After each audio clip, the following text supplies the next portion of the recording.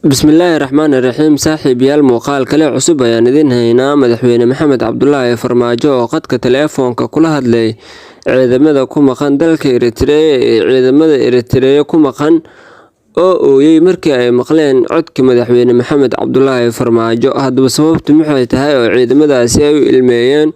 Maxasan Sheekh Maxamuud ay ka baqayaan misane arrimo kale ayaa jiro? Barnaamijka ayaad ku daawan doontaa. Haddii aad kanaalka cusub tahay, fadlan subscribe saar, muuqaalkan like garee, aad iyo aad u mahadsan tahay.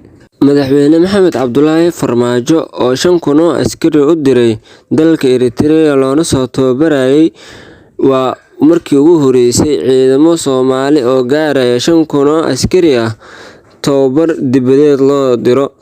Madaxweyne Xasan Sheekh Maxamuud ayaa dhowr mar wuxuu madaxweyne Maxamed Cabdullaahi Farmaajo ku eedeynayay in ciidamadaasi la iibsaday. Taasi beddelkeeda, Maxamed Cabdullaahi Farmaajo markii qori isku dhiibku uu sameynayay Xasan Sheekh Maxamuud waxaa liiska loogu daray in 5,000 oo askari ah dalka dibadiisa ay ku maqan yihiin.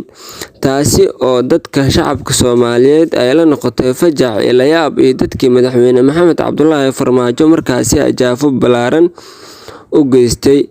Taasi way ka yeexeen, inkastoo Fahad Yaasiin uu dhowr mar sheegay in ciidamadaasi markii ay dalka yimaadaan ay dad badan yaxyaxi doonaan. Madaxweyne Xasan Sheekh Maxamuud isaga ayaa qayb ka ahaa dadka ciidamada ku maqan dalka Eritrea isha soo saaray. Sidoo kalena baraha bulshada ay ku faafeen sawirro aad moodo in ciidamada ugu badan ee Soomaaliya abid loo tababara in ay Eritrea joogaan. Sidoo kale, dad badan ayaa Maxamed Cabdullaahi Farmaajo waxay ku eedeeyeen in ciidamadaasi uu iibsaday uuna ka iibsaday dowladda Itoobiya. Waxaan arkaynay waalidiin fara badan oo la qalday oo ka ooyaya meediyaha, taasi oo madaxweyne Maxamed Cabdullaahi Farmaajo inta badan lagu ajaafeysanayay. Dhibaatooyinka ugu waaweyn ee Xasan Sheekh Maxamuud waxaa ka mid ah ciidamo isaga uu shalay sheegay in la iibsaday in maanta isaga laftigiisii uu booqdo uuna soo arko. Dad badan taasi waxay aaminsanayeen madaxweyne Maxamed Cabdullaahi Farmaajo in ciidamada iibsaday, laakiin taasi beddelkeeda waxaa dhacday in ciidamo qaran oo habaysan in loo soo tababaray qaranka Soomaaliya. Warar hoosaad oo sheegaya in ciidamadaasi madaxweyne Maxamed Cabdullaahi Farmaajo ay wada hadleen ayaa wuxuu sheegayaa in ciidamada Maxamed Cabdullaahi Farmaajo oo dalka dibadiisa u diray markii ay maqleen codka madaxweyne Maxamed Cabdullaahi Farmaajo ay ilmeeyeen. Maxay tahay sababta ay u ilmeeyeen? Haddaba, inta badan waxaa la ogyahay madaxweyne Xasan Sheekh Maxamuud in ciidamada $100 uu ku gumaysan jiray mushaar la'aantii markaasi ka jirtay dalka, iyo isagoo ku yiri haddii aad $100 rabin, albaabka ayaad ka digaysaa oo guriga hooyadaada ayaad joogaysaa. Taasi oo dhalisay in ciidamada ay niyad-jab halkaasi ka qaadaan, maadaama ciidamada Eritrea loo qaaday ay iyagu markii ay dalka ka tegayeen uu madaxweyne ka ahaa madaxweyne Maxamed Cabdullaahi Farmaajo ay hami weyn u hayeen inay ka mid ahaanayaan ciidamada dalka. Laakiin markii la doortay Xasan Sheekh Maxamuud uuna booqday, waxay ka qaadeen niyad-jab. Taasi ayaa keentay in ciidamada ku sugan dalka Eritrea ee tababarka loogu soo xiray inay ilmeeyaan. Booqashadii Xasan Sheekh Maxamuud oo booqday ciidamada lagu tababarayay dalka Eritrea, dad badan oo ka mid ah Soomaaliya way ku farxeen, laakiin ciidamada qudhooda maxaa ay ka dhaheen? Ciidamo fara badan oo ka tirsan kuwa halkaasi lagu tababarayay ma aysan ku farxin booqashada Xasan Sheekh Maxamuud oo halkaasi booqday, sababtoo ah waxay arkeen weji oo hore inta badan ay ciidamadii hore ka tirsanaa dowladda hore ay u soo arkeen in la tarakoobo ciidamada, sidoo kalena mushaar joogto ah loo qoro, akoomo loo sameeyo inta aysan bisha dhammaanin lacagtooda ay qaataan. Madaxweyne Maxamed Cabdullaahi Farmaajo ayaa soo kordhiyay inta badan waxay aaminsan yihiin waxqabadka ugu weynaa ee Maxamed Cabdulaahi Farmaajo uu qabtay inay ahayd ciidamada oo dib u dhisay, sidoo kale mushaharkooda iyo xuquuqdooda uu meel u saaray. Inta badan laakiin Xasan Sheekh Maxamuud waxyaabaha ay dadka inta badan ku dhaleeceyn jireen waxaa ka mid ahaa in ciidamadii uu dayacay, halkaasina ay ka soo baxday in ciidamadii dowladda ka tirsanaa inay dhac iyo boob u geystaan dadka shacabka ah. Haddii askarigu gaajeysan yahay, inta badan way dhacdaa in ay shacabka ku soo laabtaan. Madaxweyne Maxamed Cabdulaahi Farmaajo oo in muddo ah ku howlanaa sidii ciidamada u dhisi lahaa, sidoo kalena aysan shacabka ku soo laabanin, ayaa ku guuleystay ugu dambeyn inuu akoon u sameeyo calaa ciidanna $200 iyo wax ka badan oo u ballan qaado. taasi beddelkeeda Xasan Sheekh Maxamuud waagii madaxweynaha ahaa wuxuu ku tuugi jiray ama uu ku canaani jiray askariga in uu qaato wax ka yar $100 ama $100.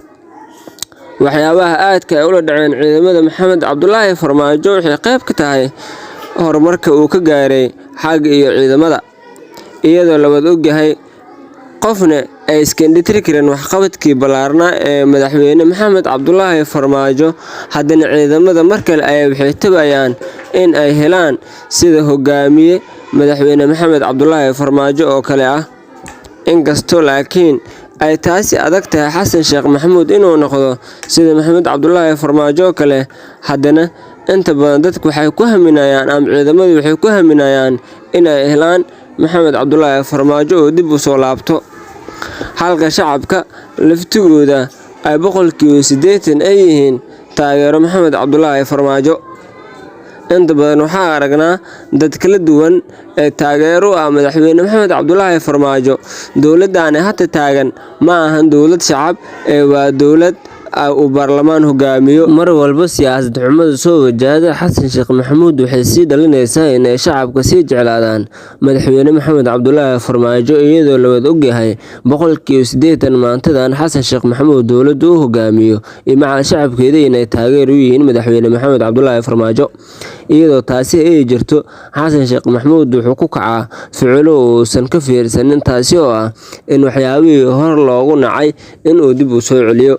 haddaba dadka sheega ama khubarada falanqeeya arrimaha siyaasadda ee dalka Soomaaliya waxay leeyihiin 85% maantadan la joogo shacabka haddii ay doorashada gacantooda ku jiro lahayd waxay taageero ama doorasho xor iyo xalaal ah u fidi lahaayeen madaxweynihii hore Maxamed Cabdulaahi Farmaajo. taasi beddelkeeda ma aysan dhicin. waxaa dhacday in Xasan Sheekh Maxamuud ay doortaan baarlamaan calooshood u shaqaystayaal ah, taasi oo ugu dambeyn dhalisay dalkani in shacabkii dhan ay kalsooni la'aan noqdaan. dad badan waxay aaminsan yihiin maantadan la joogo in Xasan Sheekh Maxamuud uu yahay hogaamiyaha ugu fiican.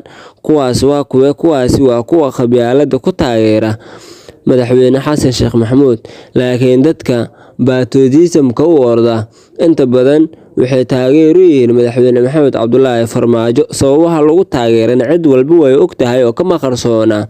madaxweyne Maxamed Cabdulaahi Farmaajo waxaa lagu taageeray isagoo weligiisa shir qabiil ma uusan ka qaybgelin, sidoo kale weligiis ma uusan jeclaanin in qabyaaladda la taageero.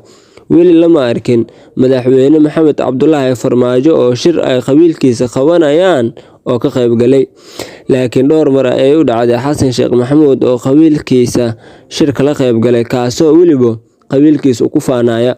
marka ay tahay madaxda Soomaaliya ama madaxtinimada Soomaaliya ama marka tahay hoggaanka ugu sareeya dallan laguna aamino, marnaba macquul ma ahan inaad qabiil adiga leedahay ku faanto.